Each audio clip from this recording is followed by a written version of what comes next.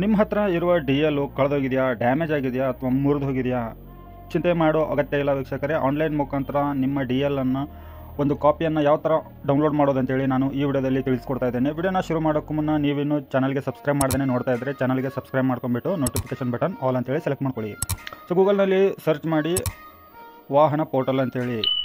ಮೊದಲು ಬರೋ ಲಿಂಕ್ ಕೆಳಗಡೆ ಡ್ರೈವಿಂಗ್ ಲೈಸೆನ್ಸ್ ರಿಲೇಟೆಡ್ ಆಪ್ಷನ್ನ ಕ್ಲಿಕ್ ಮಾಡ್ಕೊಳ್ಳಿ. ಇಲ್ಲಿ ಕಾಣ್ತಾ ಇರೋಂಥ ಟ್ಯಾಬ್ನಲ್ಲಿ ಡ್ರೈವಿಂಗ್ ಲೈಸೆನ್ಸ್ ಸರ್ವಿಸ್ ಅಂತ ಇದೆ ನೋಡಿ, ಇದನ್ನು ಕ್ಲಿಕ್ ಮಾಡ್ಕೊಳ್ಳಿ. ಇದನ್ನು ಕ್ಲಿಕ್ ಮಾಡ್ಕೊಂಡ ನಂತರ ಇಲ್ಲಿ ನಿಮ್ಮ ಸ್ಟೇಟನ್ನು ಸೆಲೆಕ್ಟ್ ಮಾಡಿಕೊಂಡು ಇಲ್ಲಿ ಕಾಣ್ತಾ ಇರೋವಂಥ ಸರ್ವಿಸ್ಗಳು ಲಿಸ್ಟು ಓಪನ್ ಆಗುತ್ತೆ.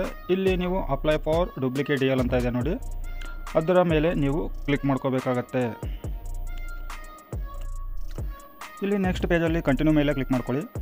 ಇದರ ನಂತರ ಇಲ್ಲಿ ನಿಮಗೆ transport department government of Karnataka ಅಂತೇಳಿ ನೆಕ್ಸ್ಟ್ ಪೇಜ್ ಓಪನ್ ಆಗುತ್ತೆ. ಇಲ್ಲಿ ನಿಮ್ಮ driving licence number, date of birth, ಕ್ಯಾಪ್ಚನ ಎಂಟ್ರಿ ಮಾಡಿಬಿಟ್ಟು ಗೆಟ್ ಟು ಡೀಟೇಲ್ಸ್ ಅಂತ ಇದೆ ನೋಡಿ, ಅದ್ರ ಮೇಲೆ ಕ್ಲಿಕ್ ಮಾಡ್ಕೋಬೇಕಾಗತ್ತೆ. ಇಲ್ಲಿ ಕ್ಯಾಪ್ಚಾ ಹಾಕಿದ ನಂತರ ಕನ್ಸೆಂಟ್ ಮೇಲೆ ಕ್ಲಿಕ್ ಮಾಡಿ ಗೆಟ್ ಟು ಡೀಟೇಲ್ಸ್ ಮೇಲೆ ಕ್ಲಿಕ್ ಮಾಡ್ಕೊಂಡ್ರೆ ಇಲ್ಲಿ ನೋಡಿ ನೀವು ಯಾರ ಒಂದು DL ಅನ್ನು ಸರ್ಚ್ ಮಾಡ್ತಾ ಇರ್ತೀರೋ ಡೀಟೇಲನ್ನು ಹಾಕಿಬಿಟ್ಟು ಅವರ ಒಂದು ಡೀಟೇಲ್ಸು ಇಲ್ಲಿ ಡಿಸ್ಪ್ಲೇ ಆಗುತ್ತೆ. ನಂತರ ಇಲ್ಲಿ ನಿಮ್ಮ ಪಿನ್ ಕೋಡನ್ನು ಹಾಕಿ ನೀವು ಯಾವ ಒಂದು ಏರಿಯಾದಲ್ಲಿ DL ಅನ್ನು ಮಾಡಿಸಿದ್ರೋ ಆ ಏರಿಯಾದ ಒಂದು ಪಿನ್ ಕೋಡನ್ನು ಹಾಕಬೇಕಾಗತ್ತೆ. ನಂತರ RTOನ ಸೆಲೆಕ್ಟ್ ಮಾಡ್ಕೊಳ್ಳಿ. ಇಲ್ಲಿ ಪ್ರೊಸೀಡ್ ಅಂತ ಇದೆ ನೋಡಿ, ಪ್ರೊಸೀಡ್ ಮೇಲೆ ಕ್ಲಿಕ್ ಮಾಡ್ಕೊಳ್ಳಿ. ಇಲ್ಲಿ ನಿಮ್ಮ ಮೊಬೈಲ್ ನಂಬರನ್ನು ಹಾಕಬೇಕಾಗತ್ತೆ. ನಿಮ್ಮ ಆಧಾರ್ ಕಾರ್ಡಿಗೆ ಲಿಂಕ್ ಇರುವಂಥ ಮೊಬೈಲ್ ನಂಬರ್ ಹಾಕಬೇಕಾಗತ್ತೆ. ನಂತರ ನಿಮ್ಮ ಇಮೇಲ್ ID-ಯನ್ನು ಹಾಕಬೇಕಾಗತ್ತೆ. ಇಲ್ಲಿ ಕೊಟ್ಟಿರುವಂಥ ಮೊಬೈಲ್ ನಂಬರು ನಿಮ್ಮ ಆಧಾರ್ ಕಾರ್ಡಿಗೆ ಲಿಂಕ್ ಇರಬೇಕು. ನಂತರ ಆ ಆಧಾರ್ ಕಾರ್ಡನ್ನು ಕೊಟ್ಬಿಟ್ಟು ನೀವು DL ಅನ್ನು ಮಾಡಿಸಿರಬೇಕು. ಹಾಗಿದ್ರೆ ಮಾತ್ರ ನಿಮಗೆ ಇಲ್ಲಿ ನಿಮ್ಮ ಡೂಪ್ಲಿಕೇಟ್ DL ಅಪ್ಲೈ ಆಗುತ್ತೆ ಆನ್ಲೈನ್ ಮುಖಾಂತರ, ಇಲ್ದಿದ್ದರೆ ಬರೋದಿಲ್ಲ. ಸೊ ಅದಕ್ಕಾಗಿ ನಾನು ನಿಮಗೆ ಇಲ್ಲಿ ಲೈವ್ ಪ್ರೂಫಾಗಿ ತೋರಿಸ್ಕೊಡ್ತಾ ಇದ್ದೇನೆ. ಲಿಂಕ್ ಇದೆಯೋ ಇಲ್ವೋ, ಇದ್ದರೆ ಮಾತ್ರ ಡೌನ್ಲೋಡ್ ಆಗುತ್ತೆ ಅನ್ನೋದ್ರ ಬಗ್ಗೆ ಮಾಹಿತಿ ತಿಳ್ಕೊಳ್ಳೋಣ. ಇಲ್ಲಿ ನಿಮ್ಮ ಬ್ಲಡ್ ಗ್ರೂಪನ್ನು ಚೂಸ್ ಮಾಡ್ಕೊಳ್ಳಿ.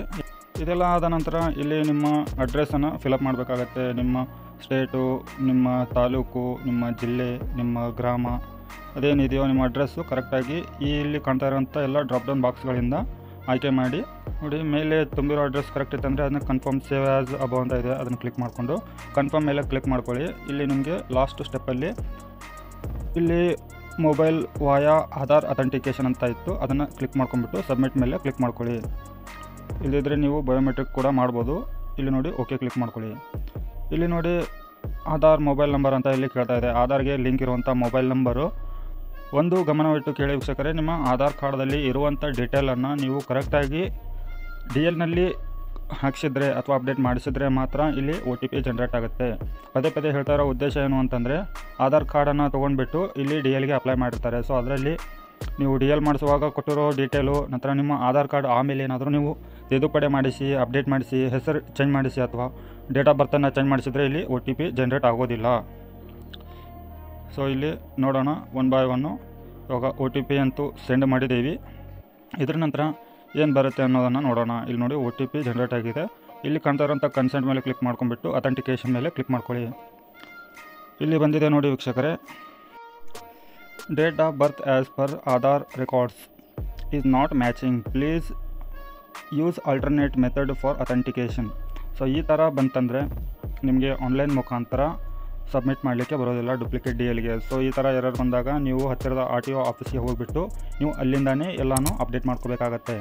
ಸೊ ವೀಕ್ಷಕರೇ, ಈ ಮಾಹಿತಿ ತಮಗೆ ಉಪಯೋಗ ಆಗಿದ್ದರೆ ವಿಡಿಯೋಗೆ ಲೈಕ್ ಮಾಡಿ, ಚಾನಲ್ಗೆ ಸಬ್ಸ್ಕ್ರೈಬ್